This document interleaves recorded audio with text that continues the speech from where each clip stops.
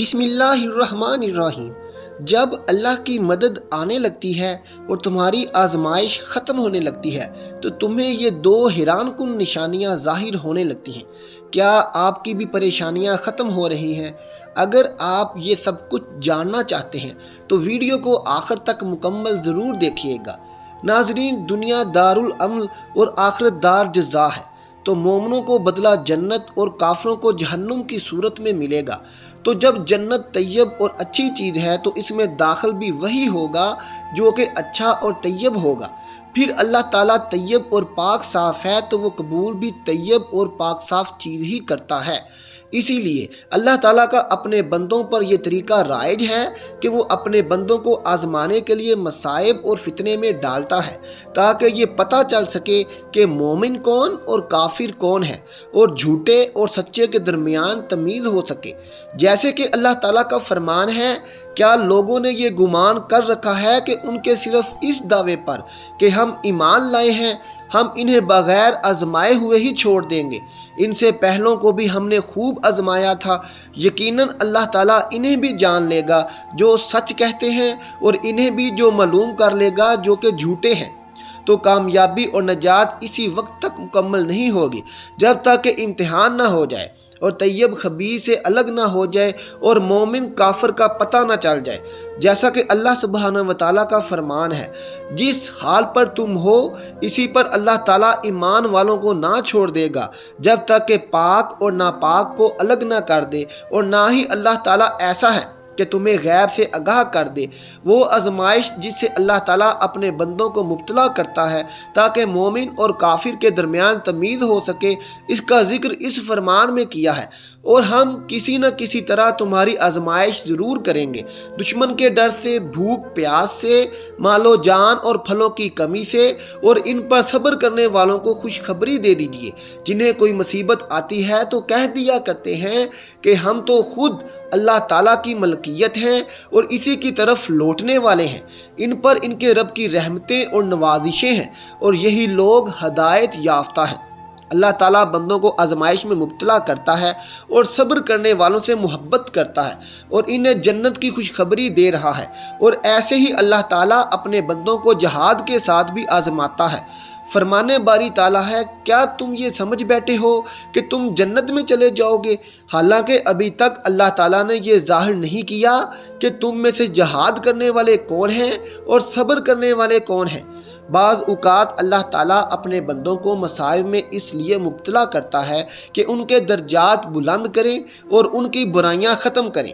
جیسا کہ فرمان میں نبوی صلی اللہ علیہ وسلم ہے، کسی بھی مسلمان کو کوئی تکلیف اور بیماری، غم اور پریشانیاں، افسوس، حتیٰ کہ اگر کوئی کانٹا بھی چبھتا ہے تو اس کی بنا پر اللہ تعالیٰ اس کے گناہ معاف کر دیتا ہے۔ ناظرین، یاد رکھو، جب اللہ کی مدد آنے والی ہوتی ہے تو یہ دو نشانیاں بھی اچانک ظاہر ہونے لگتی ہیں۔ یقیناً تمہارا یہ تھکا ہوا دل اللہ کی مدد کا منتظر ہوگا کہ کوئی ایسا اشارہ تمہیں ظاہر ہو جائے جو تمہارے اس دل کو مطمئن کر دے کہ تمہاری زندگی کے راستے بھی ہموار ہونے والے ہیں۔ تو سنو، اللہ تعالیٰ فرماتا ہے، تمہارا رب چاہتا ہے کہ تمہارے ساتھ آسانی کا معاملہ کرے اور تم ان لوگوں کی باتوں کا غم نہ کیا کرو، کیونکہ تمام تر غلبہ اللہ کا ہے اور اس پر ہر ایک چیز عیاں ہے۔ جو کچھ گزر چکا ہے اور جو کچھ موجودہ چل رہا ہے اور جو کچھ آنے والا ہے وہ سب اس پر روشن ہے۔ اگر تمہاری زندگی کے چند اوراق خراب ہو گئے ہیں اور تم ڈپریشن کی طرف جا رہے ہو، بے سکون ہونے لگے ہو، تو جان رکھو کہ کچھ اوراق خراب ہونے کا مطلب ہرگز یہ نہیں ہے کہ پوری کہانی خراب ہو گئی ہے۔ اللہ فرماتا ہے کہ تمہیں تمہارے حال پر چھوڑ نہیں دیا گیا، اور مومن کا اعتماد اسباب دنیا پر نہیں بلکہ اللہ پر ہونا چاہیے، اور بظاہر ماحول میں سازگاری کے آثار نظر نہ آتے ہوں تب بھی اپنے رب پر پورا بھروسہ رکھو۔ وہ جب چاہے جہاں سے چاہے وقت پلٹ دے، حالات بدل دے، اور جان رکھو تمہارے رب کے لیے یہ کوئی بڑا کام نہیں۔ حضرت موسیٰ علیہ السلام کا وہ واقعہ یاد کریں کہ سامنے سمندر آ گیا، قوم دیکھتی ہے فرعون اپنے لشکر سمیت آ گیا ہے اور وہ پوری قوم خوف زدہ ہے، لیکن اس وقت حضرت موسیٰ علیہ السلام کا یہ جواب آیا کہ نہیں، میرے ساتھ میرا رب ہے، وہ راستہ دے گا، وہی مدد بھیجے گا، اور بھیجی گئی مدد تو یہی ایمان ہے۔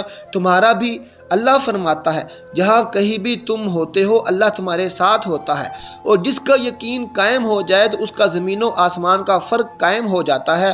اور جان رکھو کسی کے لیے یہ جائز نہیں کہ وہ اللہ کی رحمت سے مایوس ہو جائے، اس کے گناہ کتنے ہی بڑے کیوں نہ ہوں، کیونکہ اللہ کی رحمت اس کے غضب پر حاوی ہے۔ نبی کریم صلی اللہ علیہ وسلم نے فرمایا تم میں سے ہر ایک اپنی ساری حاجتیں اور ضرورتیں اپنے رب سے مانگے، یہاں تک کہ جوتے کا تسمہ بھی اگر ٹوٹ جائے تو اسے بھی اپنے اللہ سے مانگو، کیونکہ تمام تر اختیارات اور بھلائیاں اسی رب کے ہاتھ میں ہیں جس کی نگاہ ازل سے ابد تک تمام زمانوں پر حاوی ہے۔ مسئلہ تب آتا ہے جب تم لوگوں سے توقع کرتے پھرتے ہو، ان کی توجہ اور احساس کی یاد رکھو، لہروں کے ساتھ لاشیں بہا کرتی ہیں تیراک نہیں۔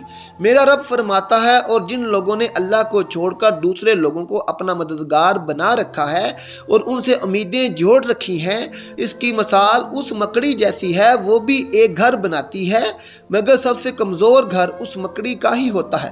کاش کہ تم جانتے کہ اللہ کی مشیت ساری مشیتوں پر غالب ہے، اور اس رب نے جو چیزیں تمہارے لیے بنائی ہیں وہ خود تمہیں تلاش کر رہی ہیں۔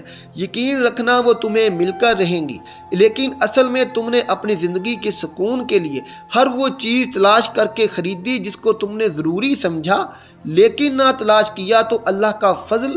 اگر اللہ کی مدد چاہتے ہو تو اللہ کی امان ڈھونڈو جہاں تمہارے لیے راحتوں کا سامان ہے۔ اگر اللہ کی طرف چل کر آؤ گے تو وہ تمہاری طرف دوڑ کر آئے گا، تم اللہ کو یاد رکھو گے تو وہ تمہیں یاد رکھے گا، لیکن اگر تم اللہ سے بے پرواہ ہو کر کسی اور سے مدد کی امید لگاتے ہو تو اپنا ہی نقصان کر بیٹھو گے، کیونکہ اللہ تعالیٰ فرماتا ہے کہ یہ دنیا آخر تمہارے کسی کام نہ آئے گی۔ تمہارا رب ہی مسبب الاسباب ہے، وہ اسباب کا پابند نہیں، اسباب اس کے محتاج ہیں۔ اگر یہ یقین ہے تو اللہ پر یقین ہے، اگر نہیں تو تمہارا یقین اسباب پر ہے، وسائل پر ہے، ذرائع پر ہے، اللہ پر نہیں ہے۔ پر تم جان رکھو کہ تم حقیقی طور پر اپنی زندگی میں کامیاب تب ہی ہوگے جب تم اپنے دل میں ایک بڑی جگہ اللہ کو دو گے اور اس پر گہرا یقین رکھو گے، تو اللہ بھی تمہارے لیے بہترین وسیلے بنا کر تمہاری مدد کا انتظام کرے گا۔ تم جانتے ہو کہ اللہ کی مدد کے کچھ اثار ایسے بھی ہوتے ہیں جو ہمیں اچانک ظاہر ہوتے ہیں۔ اگر تم محسوس کرنے لگو کہ تمہارا دل تہجد سے جڑ گیا ہے اور صرف رب سے مدد کی طلب ہے، تو یہ یقینی ہے کہ اس میں رب نے تمہاری فریاد سن لی ہے، وہ اپنی مدد کا ہر دروازہ تم پر بہت جلد کھولنے والا ہے۔ حضرت انس بن مالک رضی اللہ تعالیٰ عنہ سے روایت ہے کہ رسول اللہ صلی اللہ علیہ وسلم نے فرمایا، اللہ جب اپنے بندے کے ساتھ خیر کا معاملہ کرنے کا ارادہ کرتا ہے تو اسے دنیا ہی میں جلدی سزا دے دیتا ہے، اور اگر اللہ اپنے بندے کے ساتھ خیر کرنا نہیں چاہتا تو اس کے گناہوں کے باوجود اس سے دستک رہتا ہے، اس کی گرفت نہیں کرتا، پھر قیامت کے دن اس کا اسے بدلہ دیتا ہے۔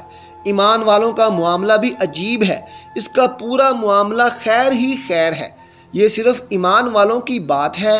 اگر اسے خوشی و مسرت حاصل ہوتی ہے اور وہ اس پر اللہ کا شکر بجا لاتا ہے تو یہ اس کے لیے خیر ہے، اور اگر اسے کوئی تکلیف مصیبت پہنچتی ہے اور وہ اس پر صبر کرتا ہے تو یہ بھی اس کے لیے خیر و بہتر ہے۔ غم و اندو، حسن و ملائل، رنج و تکلیف ایک چیلنج ہے جس کا ہمیں سامنا ہوتا ہے، ہماری انرجی کو ضائع کرتا ہے اور ہمارے اندر ایک تحریک پیدا کرتا ہے۔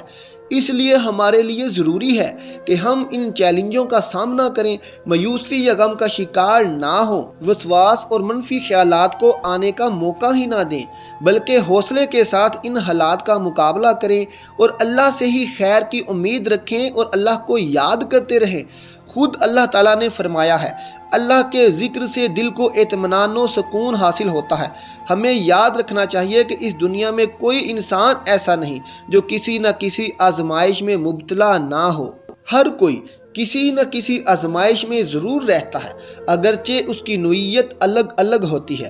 اللہ تعالیٰ کا ارشاد ہے، یقیناً ہم تمہارا امتحان لیں گے تاکہ تم میں جدوجہد کرنے والوں اور صبر کرنے والوں کو ظاہر کر دیں، اور ہم تمہاری حالتوں کی بھی جانچ لیں۔